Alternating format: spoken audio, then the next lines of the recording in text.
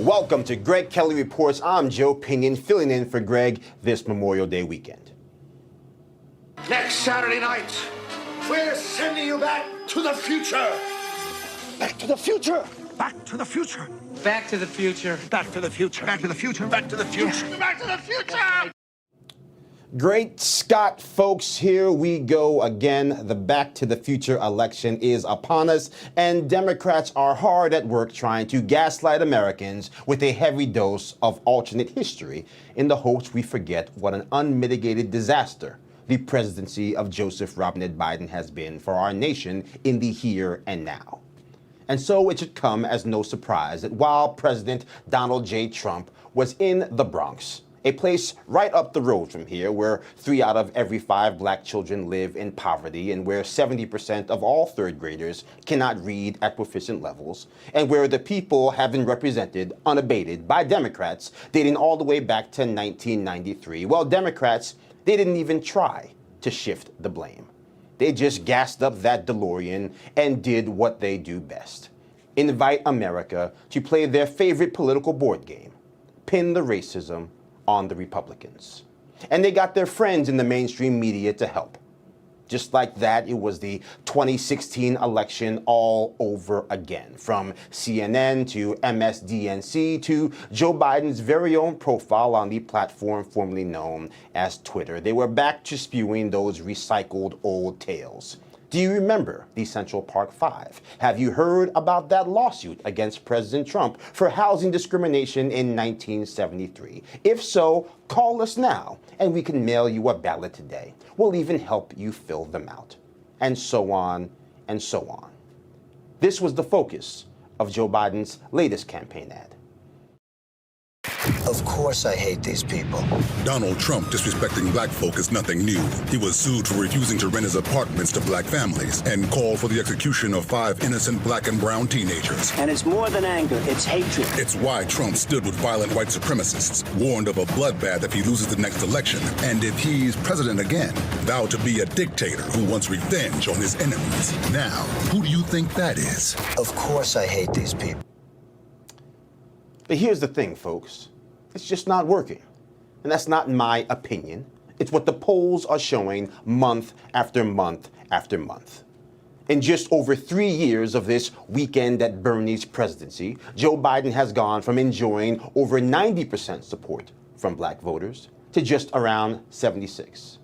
Now, to be clear, this is still a healthy majority, but it is a devastating blow to a party that needs unquestioned support from black voters to win. Now, the reason for the decline, well, it is clear. Many Americans, black, white, brown, and everywhere in between, they are tired of being put last. Put another way, whether they own a MAGA hat or have ever voted for a MAGA candidate, they are starting to see the value in voting for a candidate that puts America first. Public housing in New York City today is $78 billion behind in repairs. Many of those buildings have found toxic levels of lead in arsenic in the drinking water. Chuck Schumer, our senior senator, did nothing. Joe Biden, our president, he says nothing. And so if you're a black New Yorker in the Bronx, trapped in one of the elevators in public housing that don't work, watching your government find $40 billion on 48 hours notice to help another country, you might be inclined to consider voting for somebody else. If you are a Hispanic American New Yorker living in the Bronx watching Joe Biden and Eric Adams hand over $350 per week on a preloaded debit card when you're lucky if you can find $5 extra for your kids, you might be inclined to consider voting for somebody else. And if you are a Chinese immigrant who came to this country legally to escape the Chinese Communist Party, only to watch Joe Biden do nothing while the CCP sets up police stations illegally on U.S. soil, or act like it's a big nothing burger when we have gone from averaging around 300 Chinese migrants crossing our border illegally per year to well over 23,000, well, you too might consider voting for somebody else. This is the Democratic Party that used to tell us, time and time again, 63% of American employees can't cover a $500 emergency. Those are working Americans. 56% of all Americans can't afford a $1,000 emergency. That's what the Democrats used to talk about. That's all they talked about. Not anymore. Now, all they have is fear. And so, yes, let's just acknowledge reality. It would be very difficult for President Trump to win in New York. And he would have to break the laws of political physics to receive 30% of the black vote in 2024. But the speech, his presence in the Bronx, it is much bigger than that. President Trump came to New York, a state where no Republican has won since Reagan in 1984, to say minorities deserve better from America. And all Americans of all colors will work together to achieve that better America.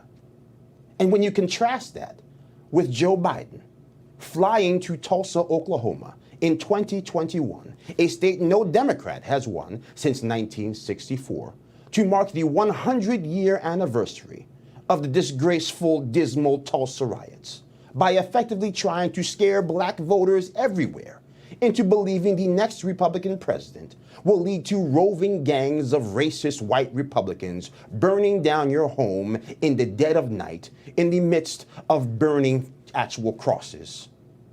Well, that's not much of a comparison at all. You see, fear is a powerful drug, but the human body can build up a tolerance to even the nastiest of concoctions. And like that DeLorean, without the 1.21 gigawatts to pass through time, well, you just simply crash into a wall and die. And from the looks of it, Joe Biden and that Democratic Party, well, they are running out of juice and also very much out of time.